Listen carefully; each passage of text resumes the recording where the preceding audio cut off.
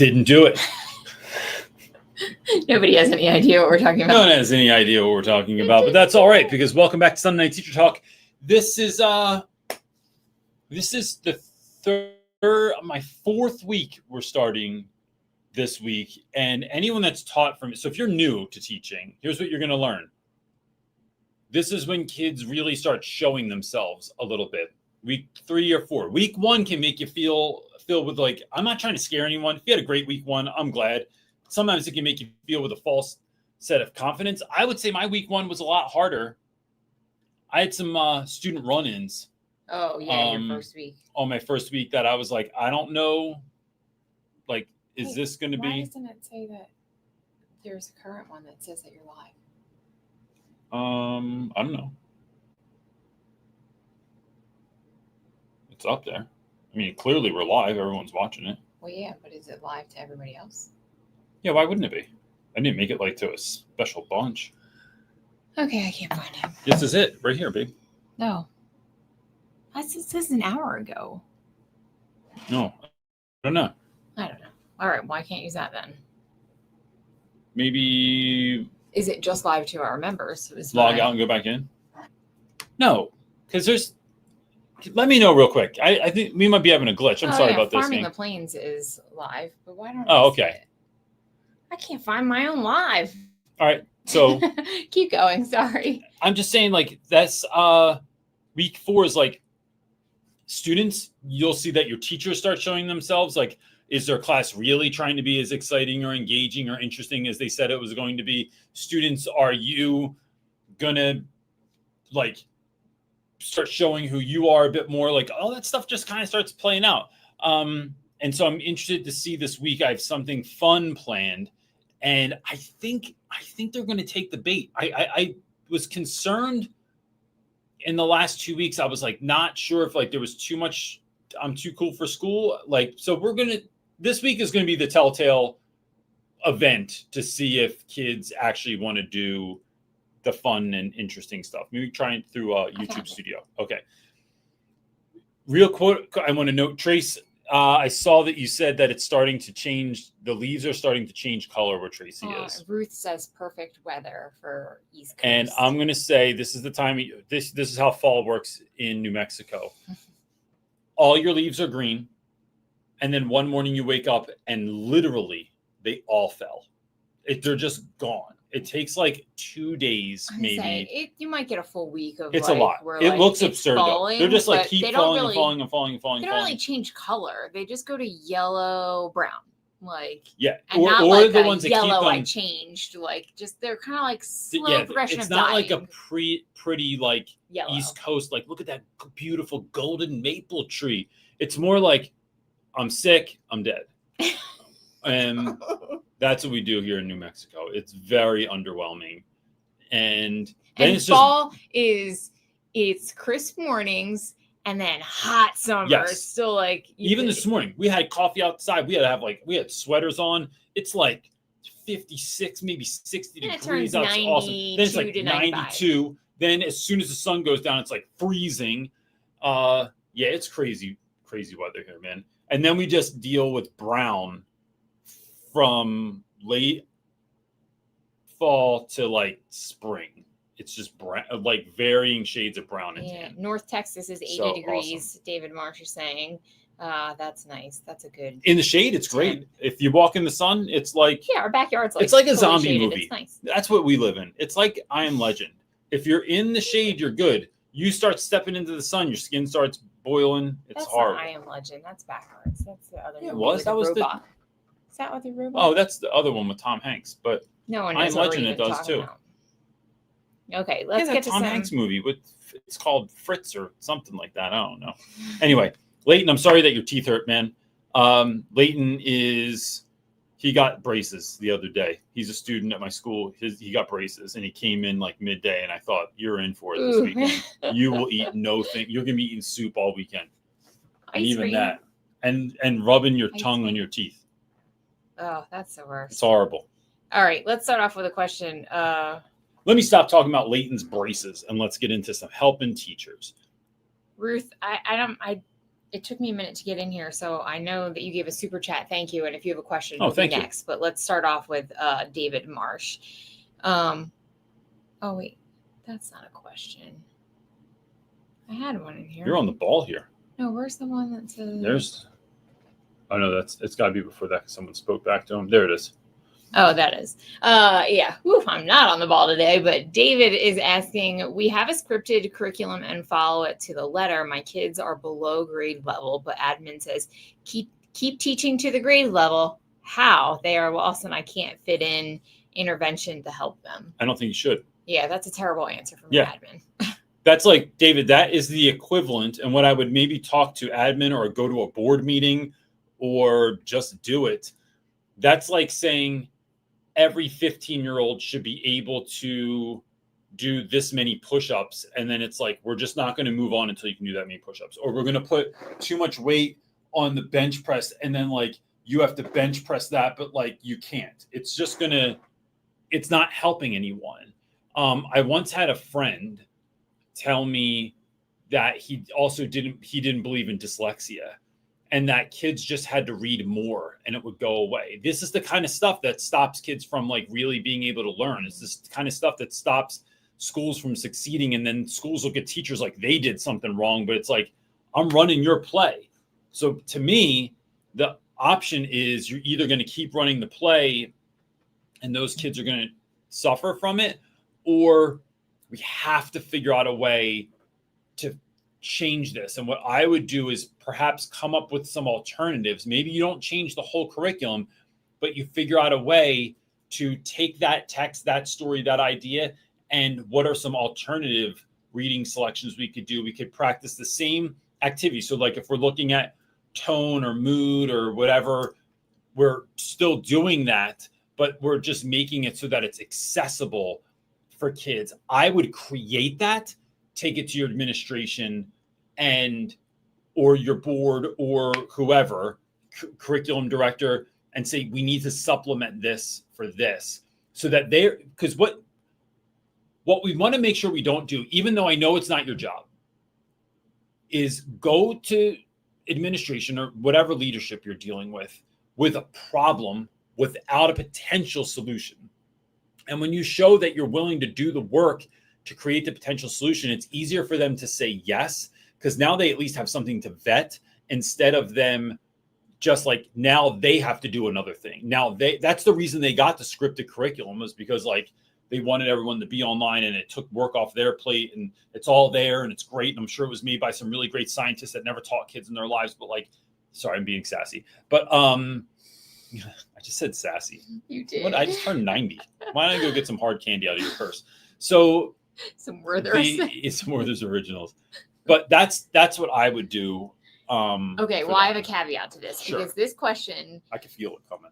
David is, well, no, it's from his own comment. No. David is a 12-year teacher, right? So a 12-year educator could totally do that. This question comes from his wife, who is a first-year teacher.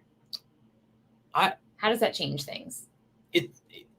Does it change things, I guess? The only thing it's going to change is if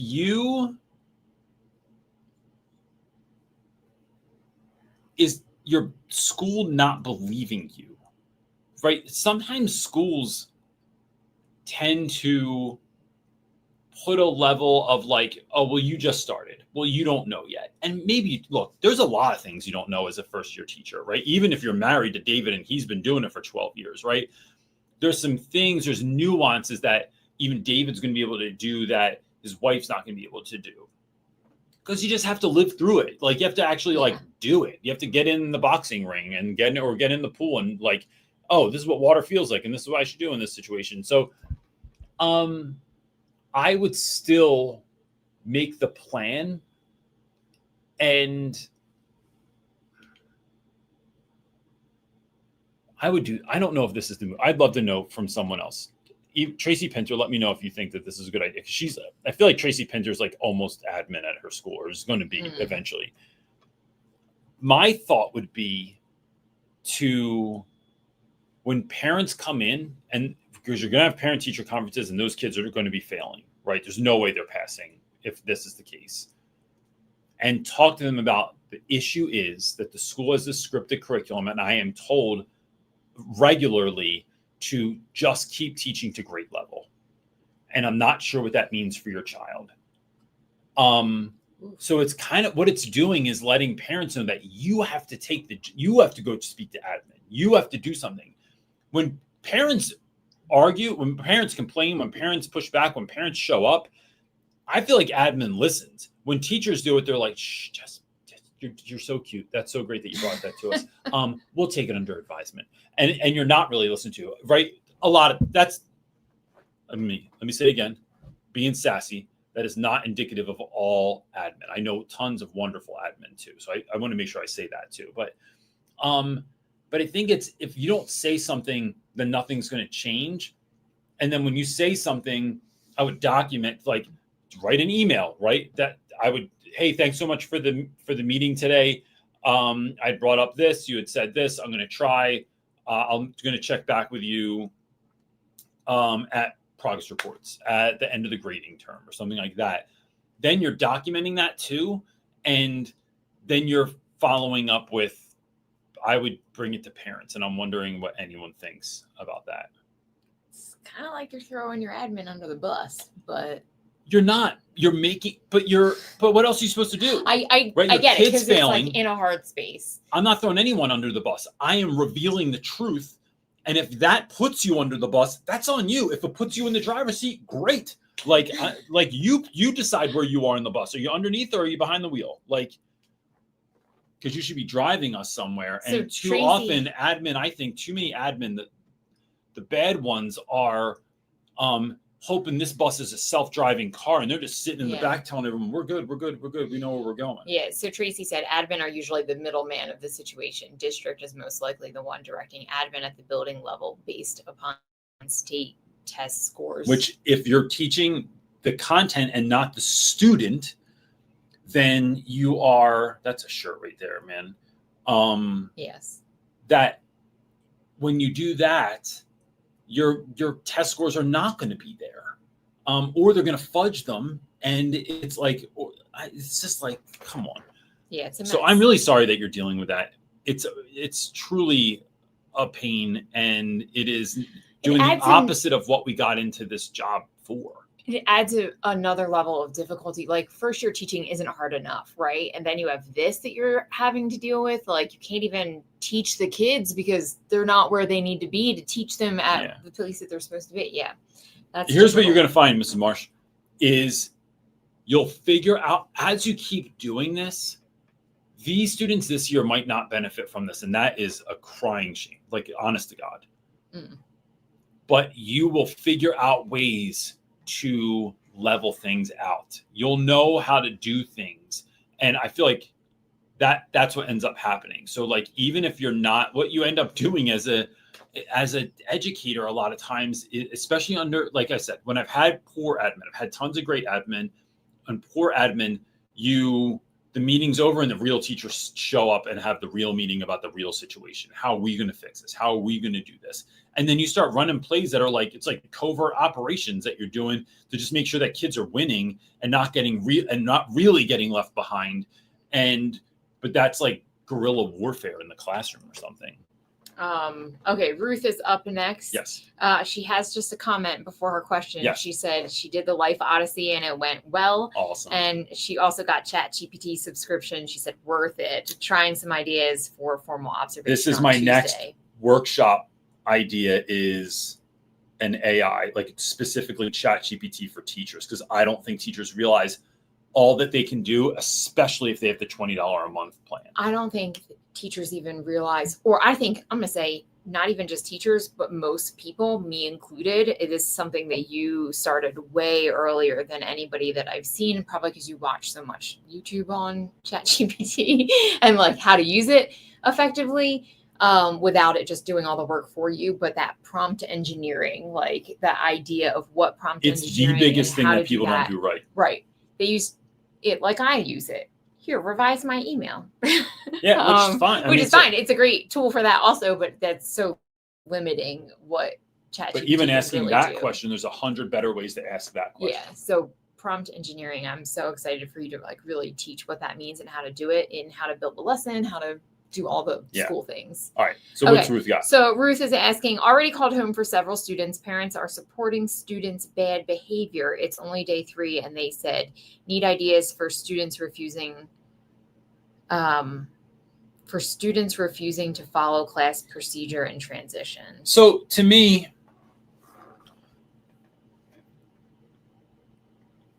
I'm going to give you a bunch of ideas, Ruth. You pick what works for you. And if I don't say something that exactly works for you, then I would then go with the spirit of it, because it's hard to say this with any level of like it being direct, because I'm not certain who your students are, exactly what those problems look like, what those classes look like, what time of the day those classes are happening. But I know for sure one thing that gets kids on target and on task is it's not just using timers. So I used timer last week in class. And at the end of the timer, I heard 3 girls walking out of the classroom saying, I'm just going to finish that story later. And I thought, what are you talking about? Like it was due at the end of the timer. So then that leads me to having some, potentially uncomfortable conversations. These are students that all do well. They have A's in class. And I allowed them to hand it in this time, but the conversation was next time when there's a timer, you have to get done in the time that it's on there. And because otherwise you're either overthinking it, you are talking the whole time, you're doing something else.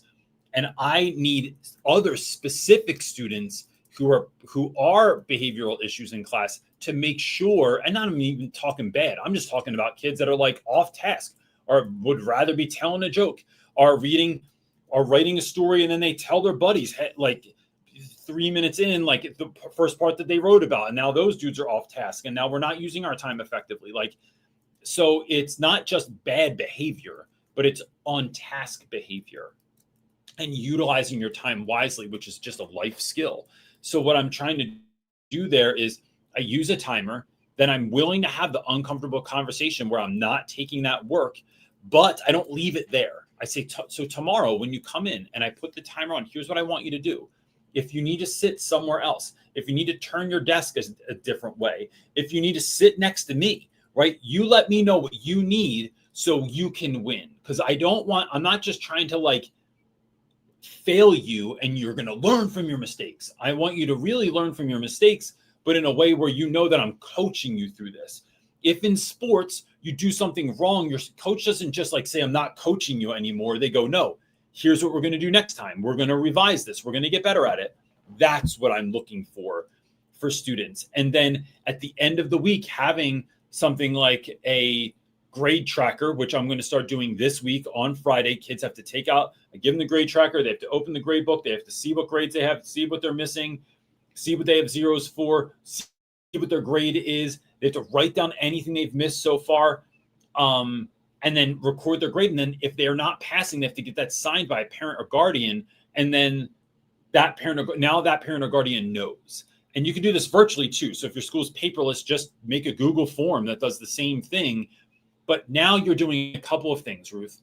You're putting practices in place that are potentially increasing on-task behavior.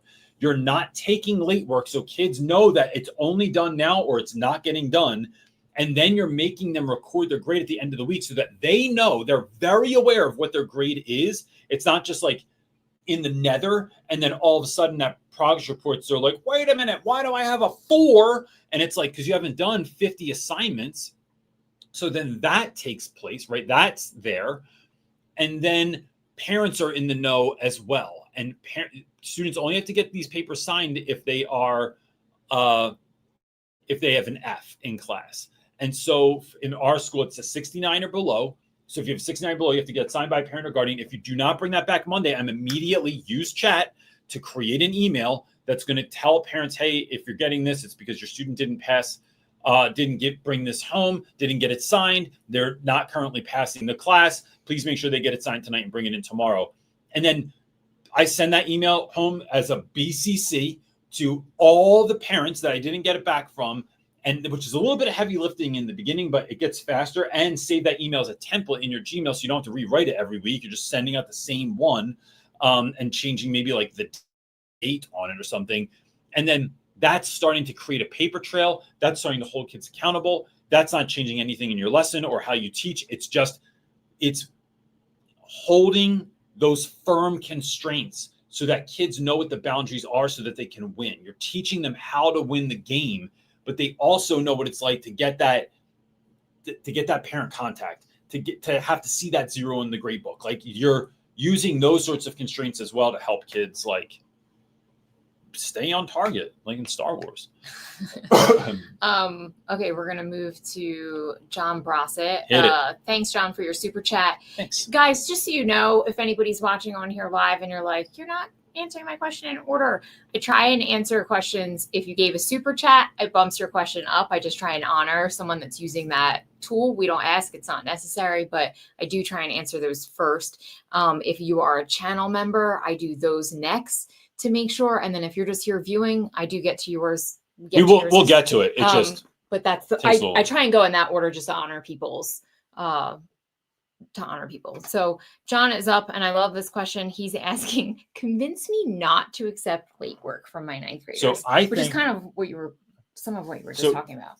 John's a person of faith. And so I'm going to break it down like this, John. The Bible says, let your yes be yes and your no be no, which to me partially means that you need to be a person of integrity. And if you say you're going to do something, you have to do it. And if you say you're not going to do something, you have to not do it. And so when I'm dealing with young people, I don't have to quote the Bible, but I know that in my mind, that for me, the Bible is daily instructions for biblical living, right? And so I want my young people, whether you're a person of faith or not, right, folks watching this, I want my young people to be people of integrity. And I have to give them opportunities to try that. And what better place than school? Because the stakes are actually very low. And so this isn't going to ruin your life. You didn't lose your job. Your relationship with your partner didn't break up. Like, it's pretty low stakes. But I want to teach them that if the due date's here and you say you're going to have it done by then, you have to do it. And if you don't, it's a wrap, bro. Especially if I'm giving enough time to do the work. If I'm not, what I also want, John, is for my students to always advocate for themselves, right? The kids didn't even know what to do with this last week. I said, listen, y'all, if you ever get a grade that you don't like, that you think you didn't deserve, you think I graded something wrong, you think we didn't go over that, you think that the thing that was on the test was asked different than it was on the study guide, like you ever have an issue, you need to speak up for yourself, right? You need to voice your concerns. So come talk to me, and I'm always down for the conversation. I'm never interested in just being right. I just want you to win. So sometimes kids are right, and I will change things. I will change my mind. I will give them another chance. They might say, hey, I was in school and this is what happened, and I was having a hard time picking what story I was going to write. And then by the time we got started, I started getting overwhelmed and flustered, so I didn't get it done. And then I didn't have it finished. So like, I finished it last night. Would you take it? That's a conversation I'm willing to have. But I don't take late work as a on principle, because I'm trying to help folks build integrity. But I also want you to build the ability to advocate for yourself. So there's always the willingness to have the conversation, but by principle and at large, I just don't take late work, because I find that it makes kids lazy. And I find that positive constraints, like amounts of time to get things done, keeps kids accountable and helps them to get it done, right? Otherwise, kids just chill and they just get crap done whenever they want. And it's not like your late work you're getting from kids is like any better. The other thing, John, is, right, like, it's not like you handed it in late, but you did 3 pages instead of 1 page. And oh my gosh, look, you just basically wrote the Declaration of Independence, like the most beautiful Pulitzer Prize winning piece of like work I've ever seen. No, it's just like the same crap that, like, a lot of times that, like, if a kid didn't do it because they were screwing around and they handed in late, it's like, it's just, it's not any better. The other thing is my class moves at such a clip that if you hand it in late, dude, we already assessed this information. That what we're doing in class, so say we're doing a study guide. Why would I want a study guide after we took the test? It doesn't even make any sense now, because what I want to do is you to hand it in so I can grade it, so I can give it back to you, so you can use this to help you on the test. Why would I want a rough draft when you already handed in the final draft? It doesn't even make sense. So a lot of times what I'm doing is the homework or the classwork we're doing is building the skill. We have the assessment. I'm not going to take something after you took the assessment. Now, if you didn't take the assessment, that's a different conversation. If a kid's been out, that's a different conversation. But by and large, if a kid has been out for like health issues, like if I had a kid that's been in the hospital, that someone in their family's been sick, an asthma flare. Yeah, like it's like, don't make up work. Just forget it and just start from here and keep going. I'll make sure that you have the bullet points of what you missed. All right, John's up again asking, I was wondering if you would mind sharing some ideas that teachers could take to become healthier and have more energy for being the best version. All right, so he told me he was going to ask me something like this the other day. Honest to God, so I have been on a health journey since my mom got sick when I was 21. And that really made me start looking at all kinds of things, from like what I was eating, how I was treating my body, things like taking supplements. I was the only kid at 21 of my friends that knew like what a microbiotic diet was and things like that. So that has changed dramatically over the years. And I think I am in the actual best shape that I've ever been in my life, because even when I was younger and I just was like, because it's not just exercise for no reason. It was right. Yeah, like that's at a metabolic level. I am healthier because I know, because we do all the blood work all the time. So I would say if someone is trying to get healthier, because look, to be honest with you, if we talk about another biblical concept, be, do, have. You have to be the person you need to be to do the work you need to do to have the life or the classroom or the relationship or whatever that you want to have. You have to be it first, then do it. If you don't, you can't do what you're not. If you don't have the inability, right, you can't like do it backwards. So here, my point here is that, and that's not a principle that we share with you all and don't do it. That's a principle that we've learned and worked and ingrained in our own lives to be, because there's a lot we want to do. And we have a lot of things now, but if I had to pare it down to a handful that I think have the biggest impact on my life, it is one, getting enough sleep. I think most people don't get enough sleep. Yes. So we both work very long hours. Like even if I'll lowball and say like, if we work like a 15 to 14 hour day. Like I'm sure all of the people who are watching are doing. So I'm trying to say that to like identify, right? Now I've started going to bed at 9:30. I'm going to start going to bed even earlier so I can get up earlier, but I'm not sacrificing the amount of sleep I get. I have to have 7.5 hours. I can do it without it for a couple of days, but like 7.5 hours is like my sweet spot. And I just don't function well without it. That's one. It is for us, honest to God, and this is a harder one, is eating real food. But so like we don't eat any processed foods, or like if it's a processed pre-made food, I look at the ingredients and I like can read and know what everything is. If it's something that you can't even pronounce, we just don't eat it. Like even things like citric acid used to come from like lemons and limes, but it comes from mold, right? Like I just know this level, and we try and abide by that. But as much as you can, it's eating whole foods instead of processed foods, because the chemicals in the processed food just don't do anything good for your body. They affect your brain fog, your energy, like all those sort of things. It really, really does. And then I think, John, if I had to pick another one, I want to say intermittent fasting, but I would really say go get a full blood panel done. Like get we don't go to a regular doctor. We go to like, what is he even called? He's a vampire? physician. No, he's a physician assistant, actually. So, but he's like, it's only like a line with like A functional medicine doctor. yes, where they take a regular doctor is going to take like this much blood. I laughed that this guy's a vampire because he takes like 10 times as much blood, but you're getting a full breakdown of where all of your stuff is. And if you're deficient in vitamin D, no amount of sleep is going to help that, right? And you're not going to get enough sunshine to do it. You start taking vitamin D supplements. You might need B3 supplements. You might need, there's a lot of different things. Like I am incredibly deficient in vitamin D naturally. It doesn't matter how much I'm in the sun, and I've tested it through blood work. I stopped taking my vitamin D supplement because I was like, no, it's summertime and I'm like outside walking and doing yard work, and my rates like plummeted, and I was like, why am I so tired? Well, I'm sleeping, I'm doing all these other things, and I was like, oh, because I stopped taking vitamin D. And it's knowing things like that is incredibly helpful. My suggestion is really finding a functional medicine doctor, someone who believes in that kind of holistic care. If you can find your insurance. There's also, man, if you're really interested, email me because I can give you even other ways to like get blood work done when your insurance doesn't.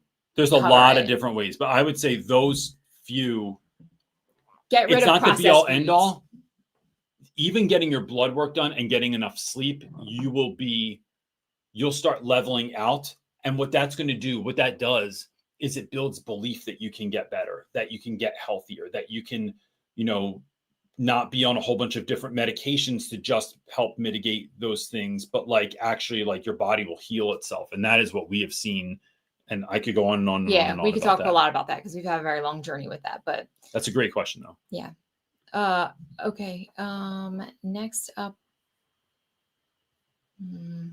is, let's see, drum roll. It's been a minute. It's Tristan. I was going to sing a song, but oh yeah, no, don't do that. What is the best way to teach a multi-grade classroom with a different curriculum? I am finding it difficult to start out given how much I like to be involved with everything. Tristan, are you teaching it's a multi-age, multi-grade classroom? Multi-grade classroom. And you're the only teacher in there? That's a good question. It's a hard one to answer, Tristan, because so my follow-up question would be like, are all those students on grade level? Like, why is it like that? Like, what's the rationale behind having that class? I've not taught that specifically, but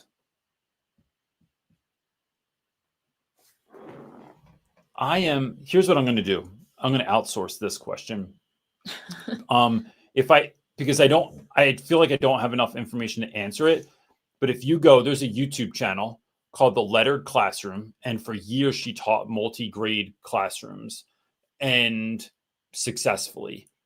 If you go to her YouTube channel, and I don't think she even puts out content anymore. I'm not really sure. I don't keep up with her. It is, if you go to the top of her page on a desktop, not on your phone, this option doesn't exist for some reason, where it says like videos and lives and playlists and all those things. Look for the magnifying glass and just type in multi-age classroom, and I'm certain something's going to pop up. But she's the only person I know that's actually done that with any level of success. So that's what I would check out, the Lettered Classroom's YouTube channel. He said it's grades 7 to 8 and more. I feel like that's what she had too. Not enough to justify doing solo classes. Yeah, that's a tricky situation. Yeah. I'm sorry I don't have an answer for you, but I think she's going to be a really good resource. You could even reach out to her too. And I don't know if she answers emails back. I'm not sure, but like that would be something that someone I would reach out to say like, hey, what's the deal? Like, can you help me with this? Or do you have any resources? Yeah, I remember she was vlogging like her yeah, she had that multi-age. She had a great classroom. It was huge, and it had all these different kids in there. Yeah, I don't even know why she had that either. I can't remember. Like, she taught at like a pretty regular school with a lot of students. I think they just tried something new. Like they took a couple of grades and put them all. Maybe they were small. I don't remember. I remember she liked it too. Yeah, like it went well for her. But that's a hard one, Tristan. good luck with that. Keep us updated. Like if you want to Yeah. come back and let us know, like if you found something, that would be great. I don't like when I don't have an answer. I just want you to know. I know, Ari. Thanks for sharing. Sorry, I'm all over the place. John's up next asking, what's one mistake you made early in your career that ended up being a turning point for how you teach now? Ooh, these are hard ones.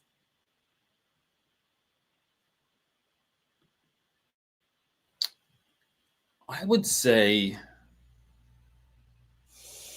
I'm trying to pare it down. Oh, geez. One is thinking I had to do everything myself, delegate as much as possible, like, why am I cleaning up my room? Why am I wiping my whiteboard? Why am I taking out my own trash? Why am I organizing my own papers? Like, kids want to help. They want to be a part of what you're doing. Just let them help. Like, why would I ever grade a multiple choice test ever when I could just have a kid do it? Like, it's silly. That's one. As a parent, John, I would say no one else is going to raise my kids, and I can't put other people's children in front of mine. Like, they don't take precedent over my own children. I only get little ones once, right? Even now, I only have these teenagers one time, and I'm not going to spend more time with someone else's kids. And that sounds harsh, but it's really like a reminder to me that, like, that need is so great at school, and it is so satisfying. Sometimes it's more about me being like having my soul satiated by being at school than being home with my own children. And that needs I'm not always as needed at home, but my kids need to know that I'm there. And then I think the other thing is be where your feet are. Wherever I am, whatever I'm doing, that's what I'm doing. I'm not multitasking. If I'm talking to a student, I'm not also on my phone. I'm not also grading. I'm not also organizing. I'm not also cleaning up my classroom. I'm talking to a student, unless we're cleaning up together and talking. When I'm at home with my kids, I'm not also grading. Like, stay at school if you're going to grade. But when I'm home, I'm home. When I'm with my kids, I'm with my kids. I'm not checking my work email. I'm not taking a call from the principal. This is where I am right now. Like, I'm pumpkin picking with my kids. I'm not answering my phone. And so it's be where your feet are, and you'll get more out of what you're doing in the moment and really soak it in than you will otherwise. I'm going to do a note on here real quick. Okay. Well, I get the next question ready to go. Tristan, somebody in the comments, Rebecca had a comment about multi-aged classroom. She said a lot of seat work. I guess as you like transition to different things, you're not listening because you can't do two things at once. Definitely can. I just answered that in my last one. Take a look at that. Okay.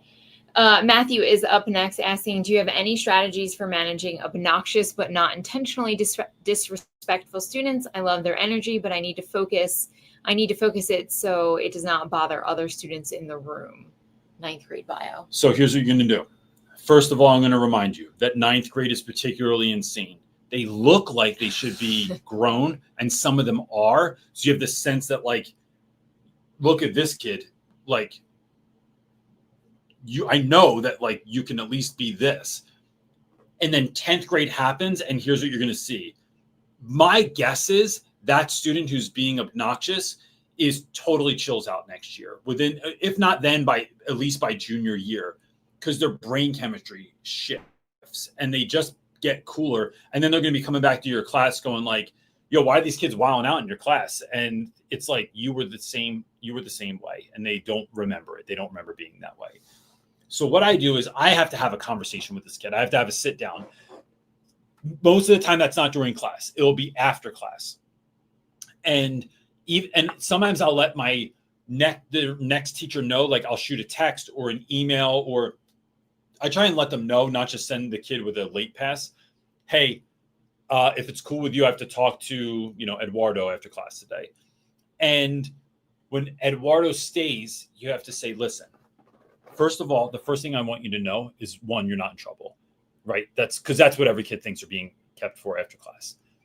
And do this in, like, somewhere where there's not a lot of foot traffic, right? So you might not want to put yourself in a situation where you're in your classroom with the door closed or something like that. Go to the conference room, the main office, somewhere where it's just like the two of you and no one else is going to interrupt you, but there's not a lot to distract someone, especially if they have ADHD and freaking everything that's going around, every kid that's walking by is distracting them.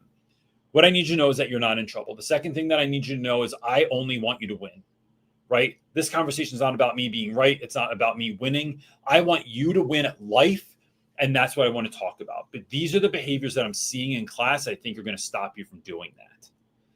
And then breaking down what those behaviors are and saying, I need to know, one, what do you need to be successful in class?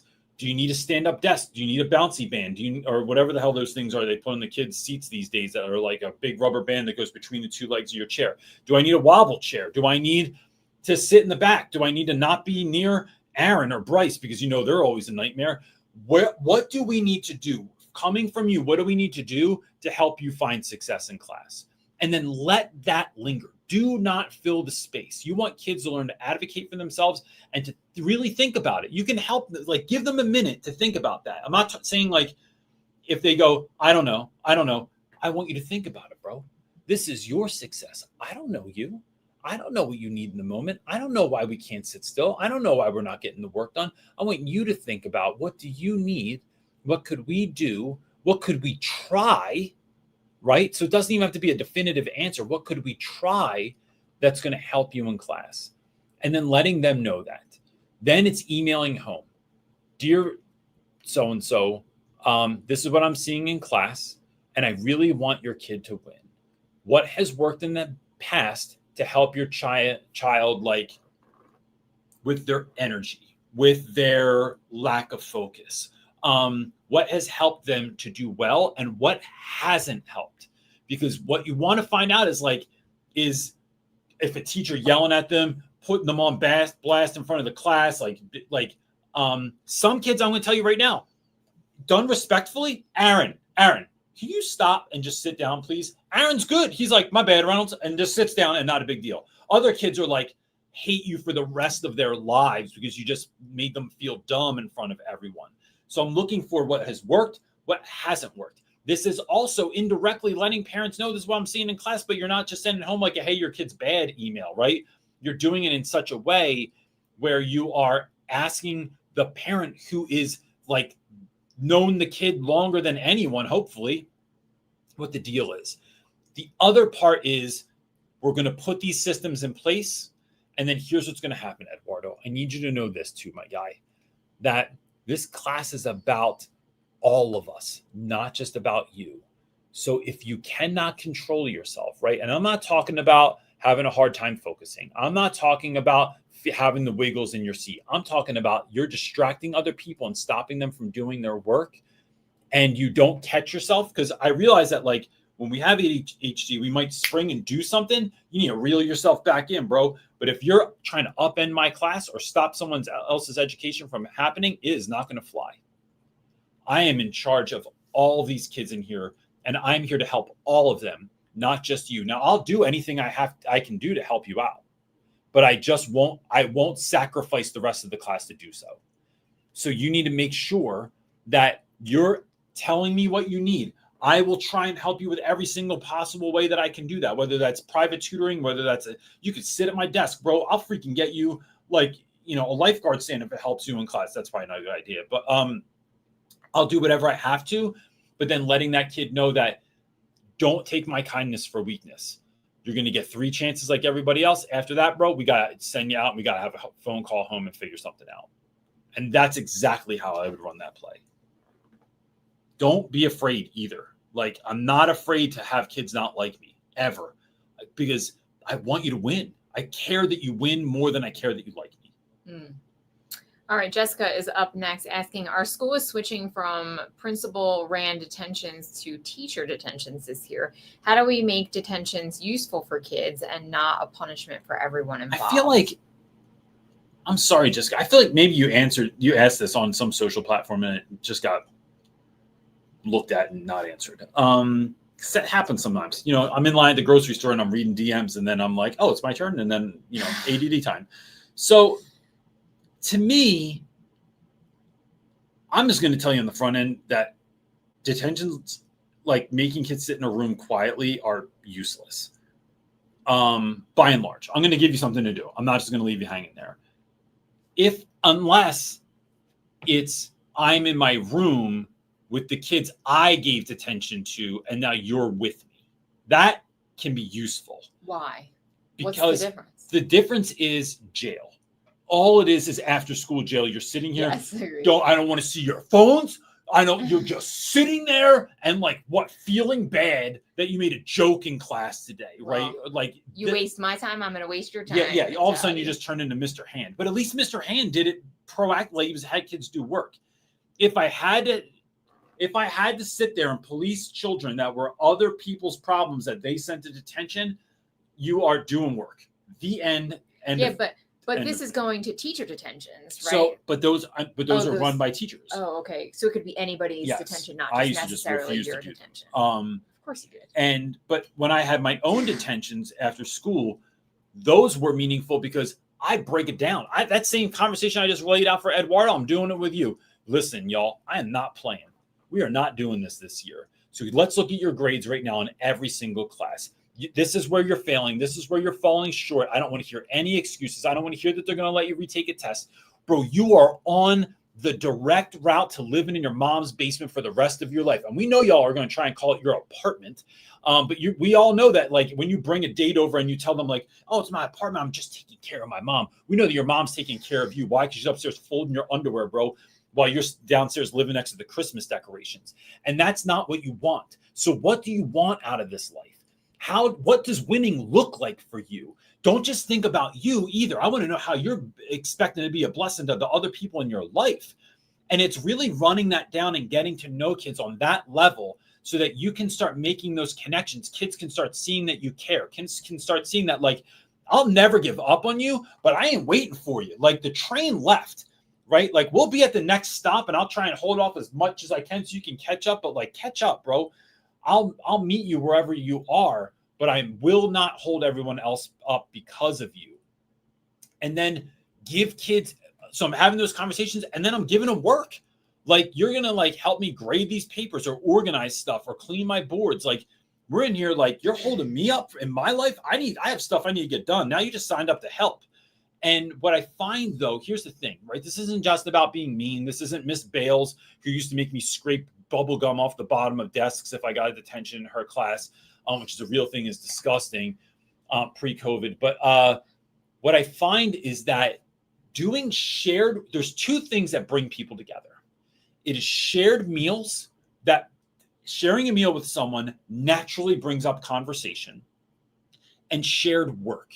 Now, if we're working together to set up the class for tomorrow, so I can explain what we're doing, putting books back in the library, running things down to getting copies and just walking around, whatever we're doing together, this isn't a punishment. What I'm doing is creating an opportunity for connection because we are doing shared work together. And look, anytime you work with someone, there's people you work with that you converse with that once you don't have that job anymore, you don't keep up with those folks. I'm not hitting up people I worked at Home Depot with years ago.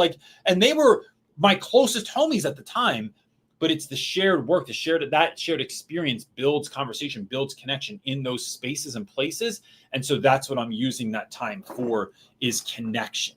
And kids don't know it. They think they're just in trouble. They might rather you just leave them alone and let them sit there. But so what if you're a teacher and you're just assigned detention and it's not kids that necessarily misbehaved in your class or your detentions that you assigned?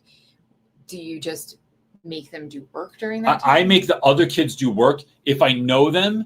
When I was at Boys Latin, if I knew kids in there and they were in there, I'd be some dudes, I'm yo, bro, what are you doing here? If Kev's in there, I'm yo, you need to come talk to me. And we're going to figure this out. Now you hate that I'm even here because I'm going to make you have an uncomfortable conversation. But dudes I didn't know, find something to do. If you put your head down, I'm just calling home. I'm not playing, but I'm not policing that because it's not I don't even know why you're here. Yeah. The dudes that I had maybe put there, my homies that I'm connected with, we're having those conversations. Okay. If there's few enough kids, I'll have those conversations with all of them, those students as well. Even though I'll be I don't even know you, but I'm about to pour into you. You better get ready. Okay, Jay Clark is up next asking, in our sixth form, we don't have assigned classrooms. How do you create an inspiring and purposeful space when you cannot change the rooms or decorate? And it feels like a visitor to every space. One, Jay, it's how are you showing up? I heard a story once that whenever Mother Teresa visited any city, the crime rate dropped. It changed the vibe of the whole place where they were. Certain people inspire that. One of my favorite stories, and this might be loosely connected, but I want to tell it anyway. From what I hear, one time Mr. Rogers, he drove like a Toyota Corolla or something like that. Even though he was probably rich, he like didn't spend it like that. Mr. Rogers' car got stolen in front of the PBS studios in downtown Pittsburgh, where they recorded the show. And that night there was a news report. Oh my gosh, beloved, television star, Mr. Rogers had his car stolen, this Toyota Corolla from right in front of the PBS studios. And the next day, the car was in front of the studios with a note on the dashboard that said, "We're sorry, we didn't know it was yours." Mm. Now, whether that story is true or not, if you know anything about Mr. Rogers, it feels like it could be true, right? That feels like a true story. I don't know anybody else in the world that could happen to. But Mr. Rogers, it makes sense to me. Your light, let it brighten every room that you come into. So whether you're subbing in a room, whether you're on lunch duty and kids come down and see you're there, oh, yes. Like, I'm so stoked Mr. Clark's here, because your presence alone changes spaces and places that you inhabit. The other thing is, how could you do that? So what I'm thinking about, I have this project this week. Kids are going to write a ghost story. I hope no one's watching this. At the end of the week, we're going to do a thing where I'm trying to figure out a way to make a campfire out of styrofoam and then get like a fake fire thing that like blows fabric and just looks like fire that I can get on Amazon. So I'm going to make this thing, and then I'm trying to figure out a way to take the projector, and I didn't tell you about this part yet, and do stars either on the ceiling or on the wall behind it. So when they walk in, it looks like this camp scene. And then I think I'm also going to try and get a tent in there as well, right? I got to go get a tent for my brother-in-law. And then, so after I do that, that creates that space. Well, I can pick that thing up and take it anywhere. I can project stars as long as the room has a projector, I can get them anywhere. So that's like a simple kind of like mini room transformation that doesn't take a lot of time, energy, or effort to do it. What I'm also wondering is, in the rooms that you're in, could you have a section? So we're not giving us the whole room, but could I have a section? Or I'm thinking like, I'd ball out. Someone could give me a metal cabinet with 2 opening doors, and make it like when you open that thing, like Willy Wonka just stepped out of there, right? How are you doing that? Could you create a space somewhere else in the school that every once in a while you went to, right? So like I'm creating this reading nook that like my class just inhabits every Friday we go down there. Could I teach outside? Like, so if the classroom isn't special, where could I go that is special? Could I teach a class in the library? Could I teach a class in the theater? Could I teach a class in the gym? Right? How could I do some of that? And like looking at your school as your classroom instead of just the classroom as your classroom. And then don't underestimate. I had a friend, Kate, one time that they had like, so let me show you. I'll do it like this. Her kids had chairs that were separate from the desks. And so what she would do is basically take the chairs and put them like this. And then the kids would take a pillow and put it here. So now this became kind of like a recliner on the desks that she had, on the chairs that she had. And, or she would do like a blanket for it sometimes. So you're basically, with very minimal effort, it's like changing the room into something that's a little different. If everybody else is moving from room to room to room, and we all sit in desks and they're all in rows and they're all facing the same way and it's the same thing every day, can we turn our desks around? Can we put them in a circle? Can we put them in pods? Can we put all the desks facing the wall and the kids are looking at the wall and not at each other, because we're going to do an exercise like that? How are we using the room creatively? and then make it into a game when you have to get it back and ready for the next class. All right, y'all, we only have 60 seconds. Come on, let's see who can do this the fastest. My first period did it like in 34 seconds, and then like having kids put that all back together for you, and then you peace out and go to the next class. But it's like taking what you have, it's embracing that limitation.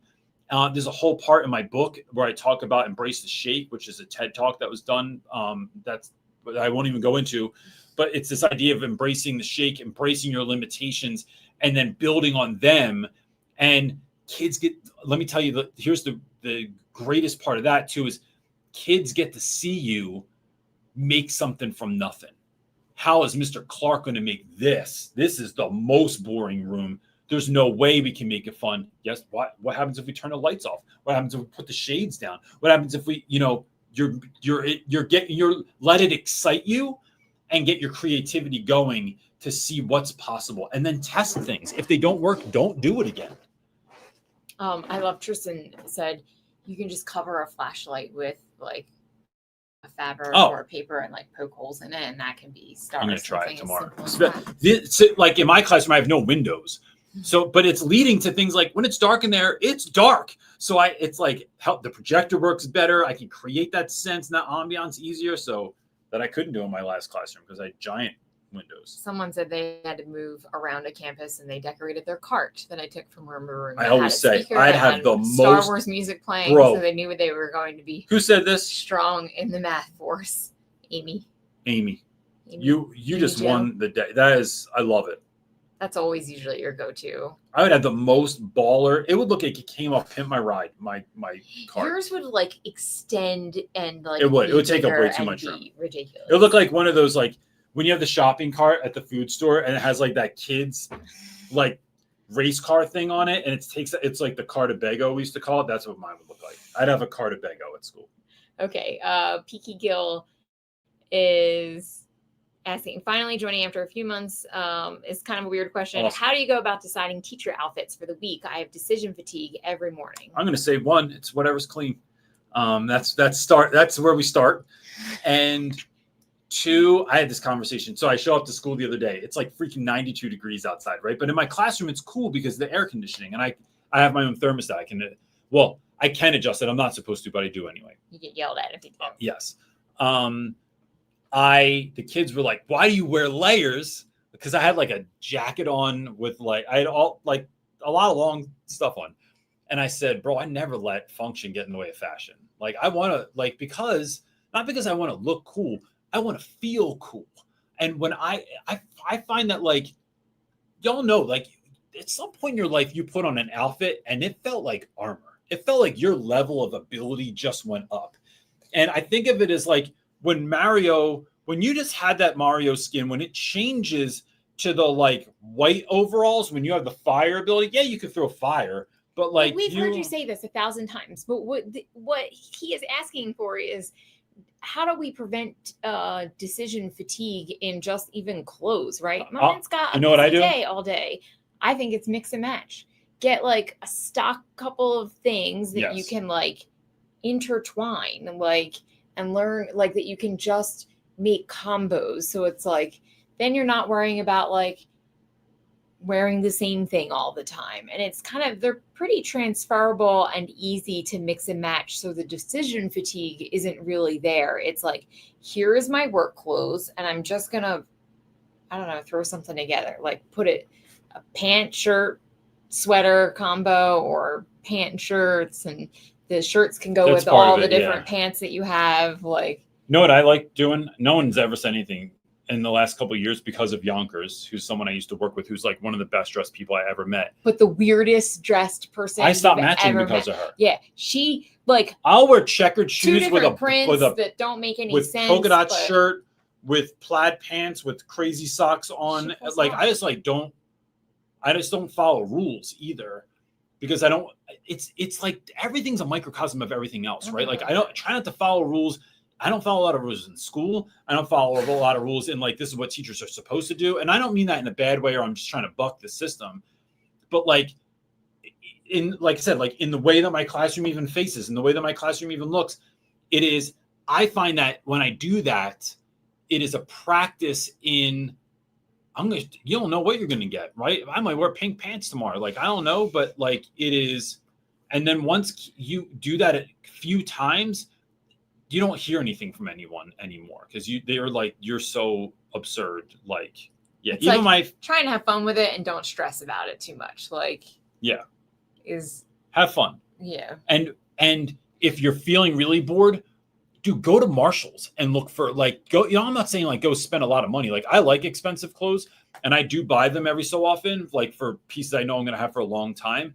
But go to Marshall's sales rack and like sometimes it's like one shirt is going to change a whole outfit and it costs you $5.99 because it was on like the super sale rack or something, but it was exactly your size. Like, I think doing fun stuff like that too. If you have like a green pair of pants, a blue pair of pants, a khaki pair of pants, what other color? Am I missing anything in there? They're all pink considered. Nope, they're all considered like a gray pair of pants. They're all considered a neutral. Almost any shirt goes with them. That's why I say, like, then build a collection of shirts that you like, and then you got 4 or 5 pants. All of those shirts will probably go with your thing. Yeah. And then just change up your tie, or do you have a jacket over it, or do you sweater over it? It's like layering helps, but having those neutrals that then are super interchangeable, I think takes the fatigue out of it because it all goes together. Leighton, I am not reading that. Yes, Leighton, you're hilarious. But Maisha did say, don't forget to mention your lookbook. Oh, I do have a lookbook video. Just look it up. CJ Reynolds. I did as a joke, but I like the way it came out. It's pretty fire. It did. It was a weird one when we were asked to do it. I was like, it was. What's a lookbook? Like, I didn't even know what a lookbook was, but it was fun.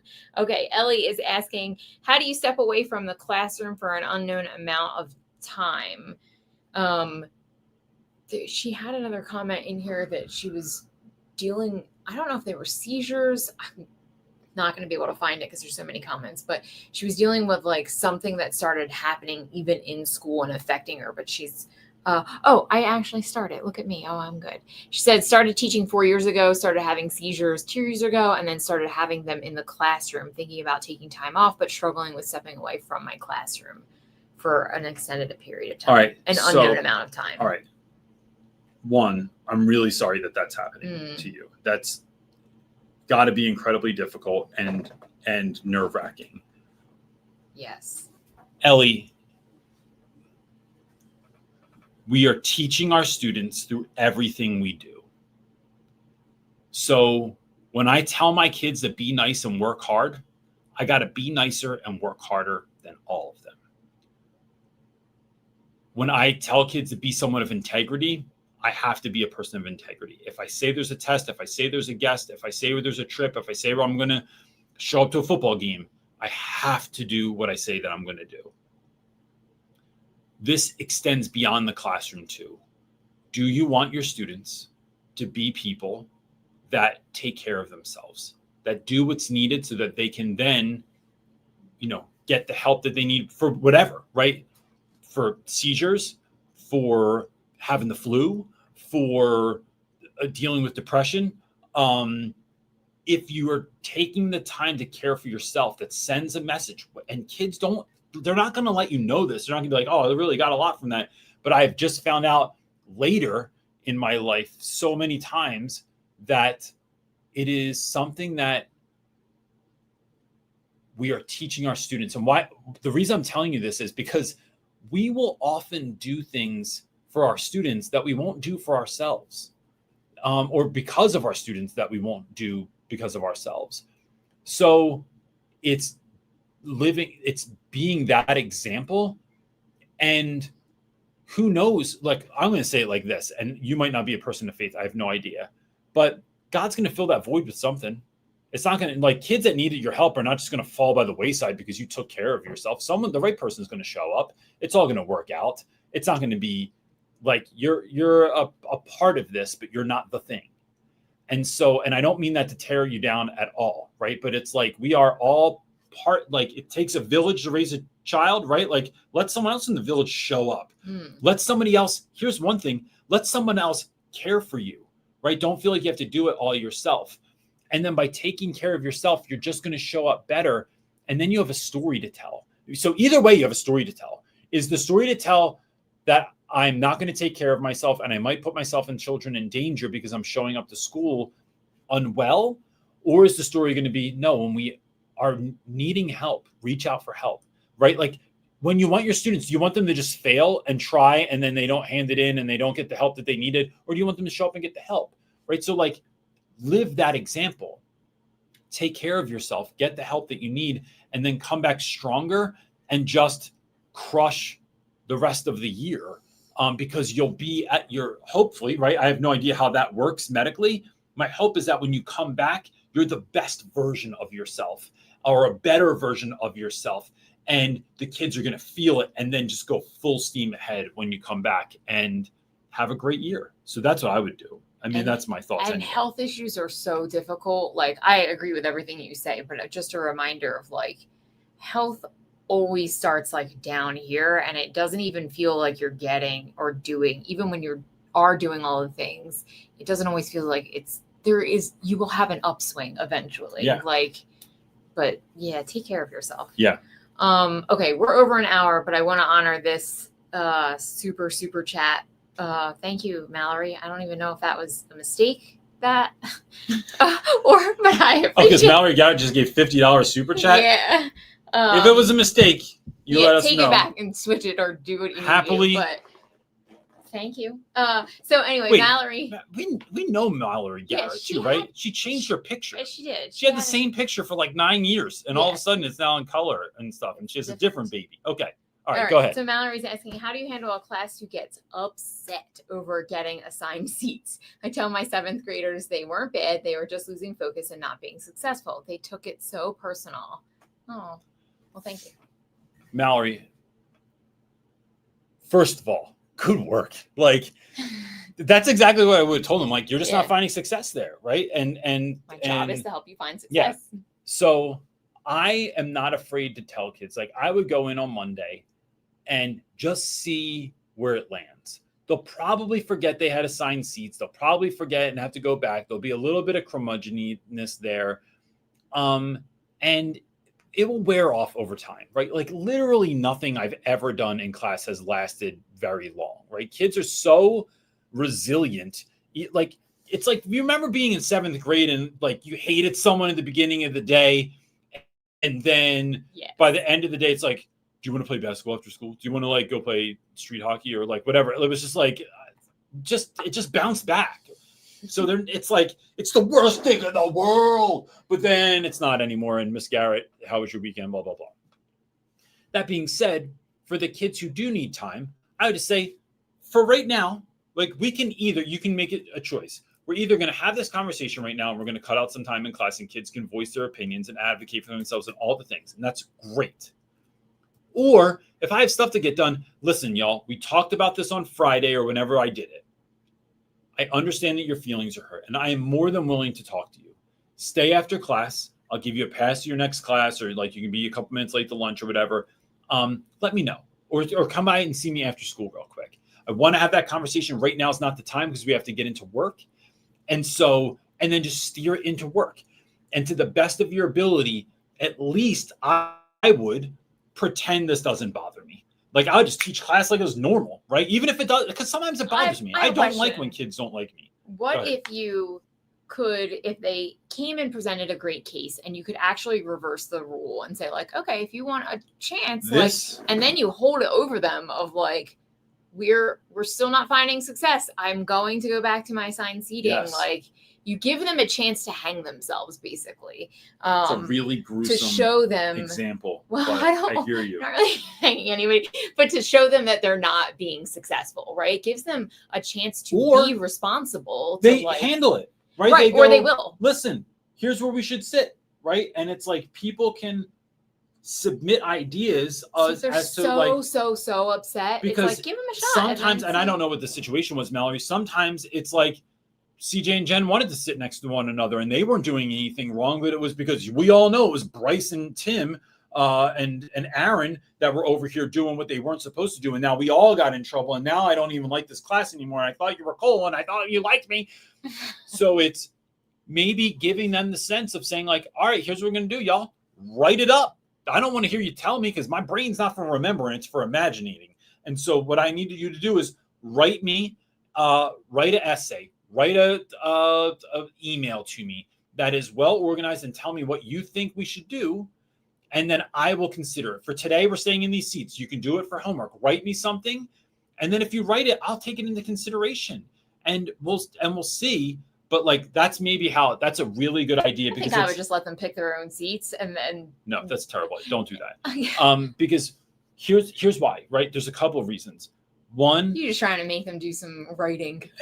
I mean, what I'm trying to do is get them to effectively advocate for themselves. Yes, I agree. And you know me, I don't remember stuff. You could tell me something in the hallway. Reese told me, I'm only remembering this because it's prominent now. Reese told me last week she's away at the 4-H club meeting in Amarillo all week, or Albuquerque or some other place.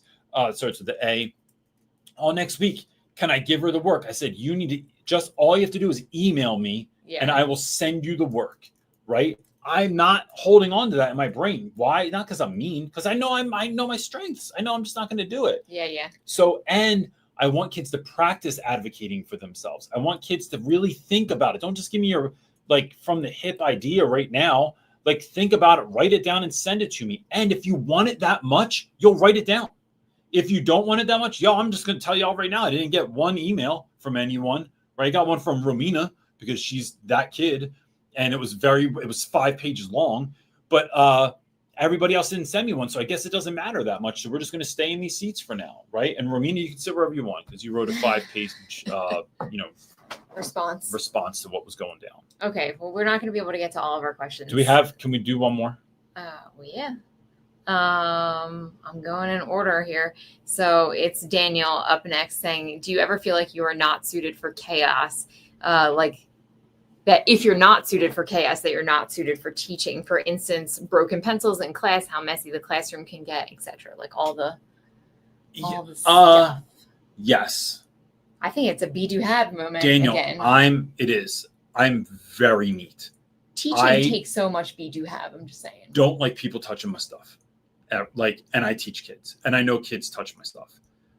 Some of that I've had to grow into and learn how to be calm. So my cool pillow that I bought for which I only bought one for some reason, for my couch, ends up on the floor. And then the other day kids were kicking it and I have to take a deep breath and be like, let me tell you something.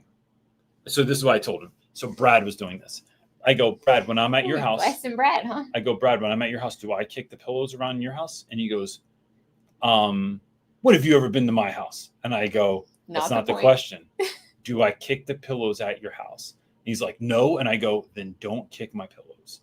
Like, I spent my money, or I tell kids, like, I'm going to tell you right now, this room looks like there's a reason no one else does this, because kids don't respect it. Don't disrespect my space. I made this for y'all.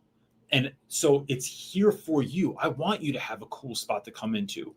Don't take something cool that someone gifted you with and then break it in front of their eyes. So don't, be cool. So what do you do about the natural messiness of broken pencils, crap left end all of class, over? Daisy, Isabel, Marley. Right now, they're my homies you have a crew. In school. I have a crew that cleans up for me. Isabel, I need you to pick up every pencil in the classroom that's here. Throw the broken ones away, put the good ones in that thing, and we're gonna then we have things to give out to kids. Marley, I want you to take any papers that anyone left, throw them in the trash. Or put them in this file folder. And Daisy, before we leave, can you take all the work that was handed in, make sure it's all going the same way, put a sticky note on it with the period number and put a paper clip in the top left corner. The end. Now I don't have to do anything. Oh, get a crew. Sign. It is delegate. Here's the thing. But it's also teaching kids, right? It's absolutely teaching kids. Brad left trash in your classroom. What did I do? You put it in his locker. Yeah. Now, our locker is a small school, so they don't have actual lockers. Small rural school. There's no lock on the locker. So I just every time Brad leaves trash in my room, I take it out to his locker and I put it in his locker. And then if it continues, I'm going to start putting all the trash from the classroom in his locker. So, and nothing gross, right? I'm not putting an old French fry in there or something like that. It's why, that would be kind of funny. Yeah, but that's not that gross. If you left it in your classroom, anyway, yo, bro, pick up all right, after so yourself. Better example, I'm not putting dirty tissues in there or something like that. But better example. Unless Brad left them in my room. But it is, if the Daniel comes down to, if I don't have to do it, someone else does it. If it needs me, no one else can lesson plan. No one else can teach a class. I got to do that stuff. Clean my board. I don't have to do it. Somebody else can do it, right? And then I teach kids details. Are you not suited for it? No, you just have to get better at dealing with it. And that's what I think. Okay. Don't let that push you out. All right. One last question. You want to do it? Yeah, do it, of course. I don't know how to say this name. Hadith. Okay. Yeah. It says I'm from Iran. I've been teaching as an ESL teacher, and I'm struggling with building relationships with my students since we have to speak in L2 and not L1. Any notes? So he says there's a lot of stuff doesn't get translated well or missed, or they don't understand. So that's impeding his ability to build relationships, I guess, because they're not talking in the natural language. Okay. So I have an answer for this. Okay, go ahead. One, I love that you're beaming in all the way from Iran. Fantastic. I love the internet for that reason. It's awesome. It's mind blowing to me. When I taught at my first job for the first 5 years, I had about half, if not half, more than half of my students were from either Puerto Rico, Dominican Republic, or Mexico, and spoke English as a second language.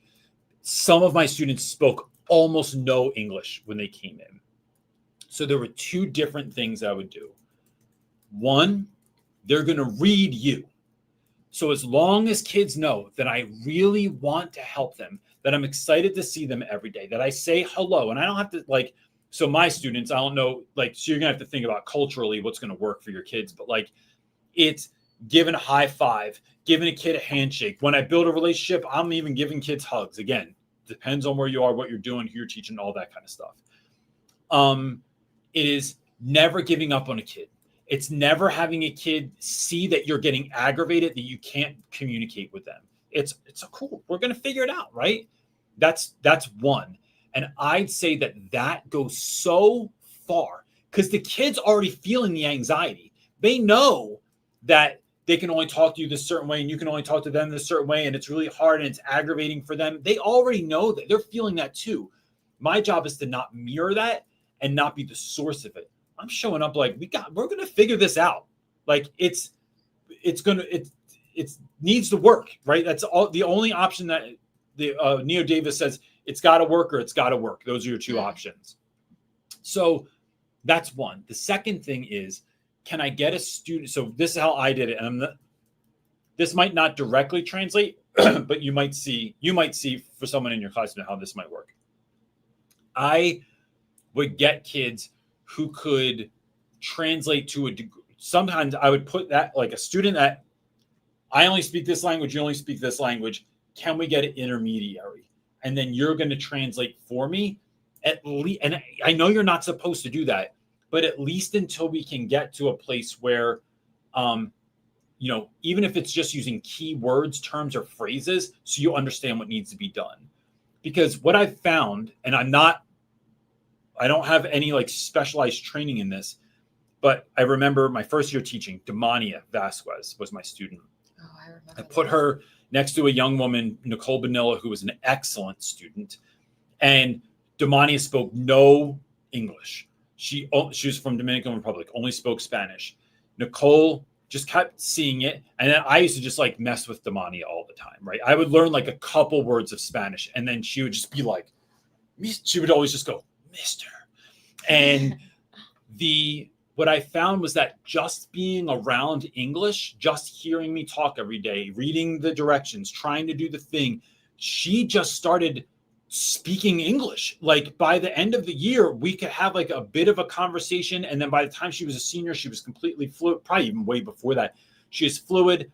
We would have after school parties where I would have all of my English language learners come in after school. They'd bring food from their houses. We'd have on music that they liked, and we'd relearn what we learned in class that day so that it would reinforce. And it was the safe space where it's look, we're all dealing with the same thing here, trying to figure this out. We're just going to figure it out together and have fun doing it.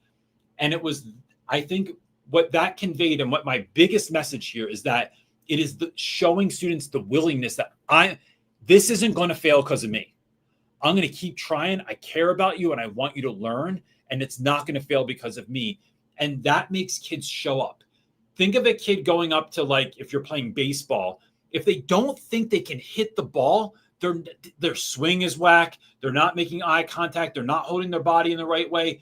But if you think you can do it, like there's a chance, right, that you can do it, and the pitcher wants you to hit the ball, right? So if I'm the pitcher, I want you to hit the ball, you're gonna hold yourself differently. You're gonna show up differently. You're gonna like hold that bat differently, hold your stance differently. That's what I'm looking for, because the chances of success go up. They're not guaranteed. You still got to hit the ball, but we are showing up differently in those moments. And I think that that's what I would say. I think it's not being afraid to build the relationship and try and do it in the language that you're supposed to in the classroom. And then if you've got to like pivot and translate so they understand the building relationship part,